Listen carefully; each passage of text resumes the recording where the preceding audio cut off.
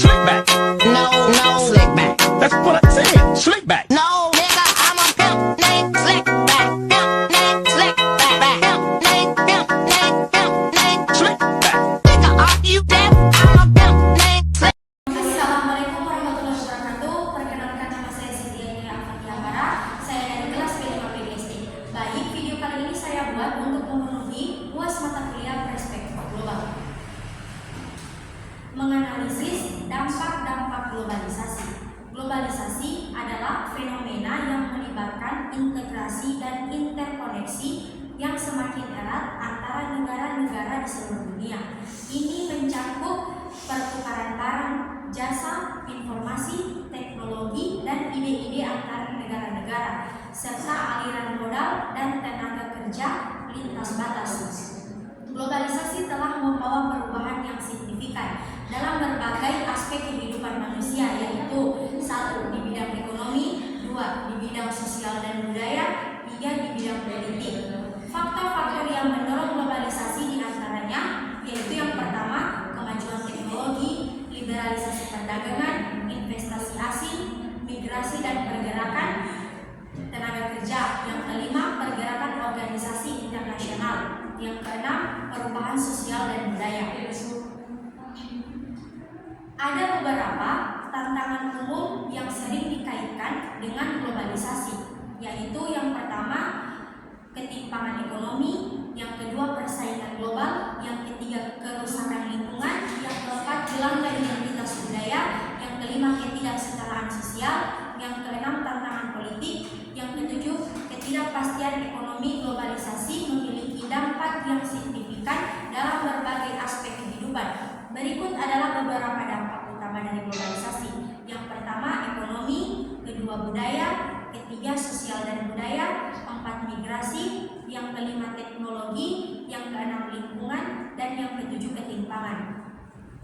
Yang kedua, faktor-faktor terjadinya globalisasi. Globalisasi adalah proses interaksi internasional yang terjadi karena adanya pertukaran pandang dunia, produk, pemikiran, dan aspek-aspek kebudayaan secara etimologis. Globalisasi berasal dari bahasa Inggris, yaitu globalis yang artinya universal atau menyeluruh, dan imbuhan isation yang pada kata globalisation berarti proses segmen dunia. Meskipun globalisasi memberikan banyak manfaat, tetapi juga banyak menyebabkan sejumlah permasalahan dan isu-isu yang perlu diatasi. Beberapa isu globalisasi yang terjadi saat ini antara lain: yang pertama, ketidaksetaraan ekonomi, kedua, ketidakpastian pekerjaan, ketiga, dampak lingkungan, keempat, hilangnya kedaulatan ekonomi dan politik, kelima, isu kesehatan global, keenam, kehilangan keberlanjutan sosial dan budaya, dan yang ketujuh, isu hukum dan etika. Yang ketiga, model pembelajaran perspektif global di sekolah dasar. Model pembelajaran perspektif global di sekolah dasar adalah pendekatan pendidikan yang melibatkan pemahaman dan penghargaan terhadap keragaman budaya, nilai, dan pandangan dunia di seluruh dunia. Model ini memiliki tujuan dari model ini adalah untuk mengembangkan pemahaman yang lebih luas dan kepekaan terhadap isu-isu global, serta mempersiapkan siswa untuk menjadi warga dunia yang bertanggung jawab. Model pembelajaran perspektif global di sekolah dasar berperan penting karena dapat membantu siswa memahami keragaman budaya, mengembangkan keterampilan global, memahami isu-isu global, membangun pemikiran kritis, meningkatkan keterlibatan sosial, mempersiapkan siswa untuk masa depan yang semakin terhubung global, dan menciptakan lingkungan belajar inklusif. Yang keempat, ada model evaluasi perspektif global di sekolah dasar.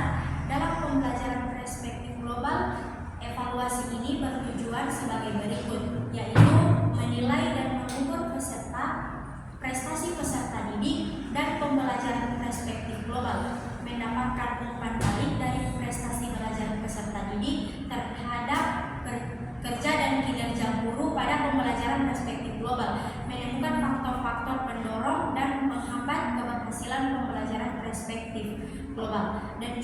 meningkatkan rangsangan kegiatan belajar peserta didik pada pembelajaran perspektif global yang menjadi sasaran evaluasi pada pembelajaran perspektif global, yaitu peserta didik secara individual dan peserta didik secara kelompok. Adapun alat evaluasi yang digunakan dalam penilaian hasil pembelajaran perspektif global ini meliputi tes dan non-tes. Baiklah, sekian dari video saya. Saya mohon maaf apabila ada kesalahan. Wassalamualaikum warahmatullahi wabarakatuh.